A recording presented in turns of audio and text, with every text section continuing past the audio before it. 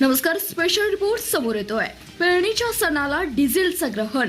बळीराजा म्हणतो पुढारी फक्त बॅनरवर दिसतात. 100च्या आसपास डिझेलमुळे नांगरणी 800 रुपये एकरी. निवडणुकीला मत मागणारे आता विचारपूस करीत नाहीत. शेतकऱ्यांची ही बोचरी खंत. पाहुयात हा भाऊक स्पेशल रिपोर्ट.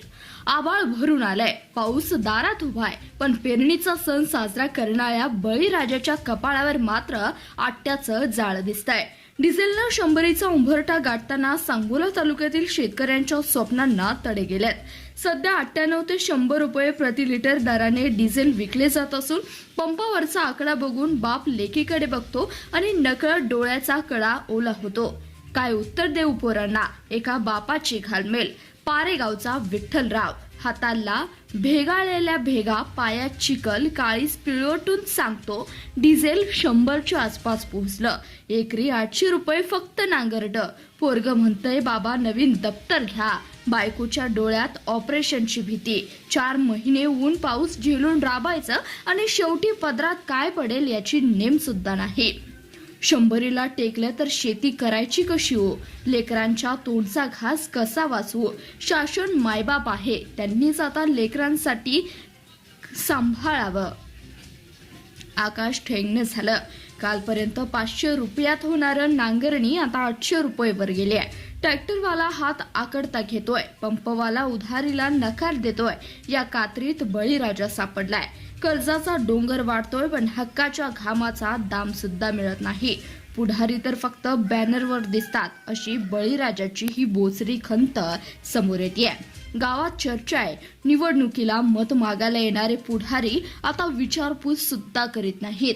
पेरणीच्या सणाला बळीराजाच्या घरात डिझेलचं ग्रहण लागलंय हे बघायला कोणी येत सुद्धा नाही. हे फक्त बॅनरवर दिसतात, गावात नाही. फक्त आश्वासन देऊन जातात. ही खंत प्रत्येकाच्या डोळ्यात दिसतेय.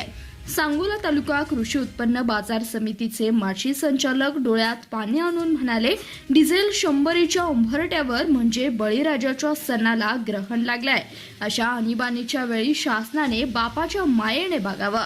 तात्पुरती 30 रुपये सबसिडी दिली तर हा बळीराजा पुन्हा उभा राहील. त्याला भीक नकोय, घामाचा दाम द्या.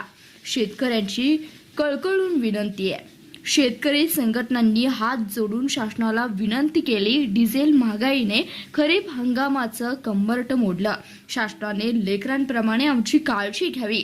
30 रुपये सबसिडीचा तातडीने निर्णय द्यावा. येत्या काही दिवसात शासनाकडून दिलासा मिळेल हीच आस आता शेतकऱ्यांना लागली आहे. पाऊस आहे पण सणाला ग्रहण. खरीपाला 8 दिवस.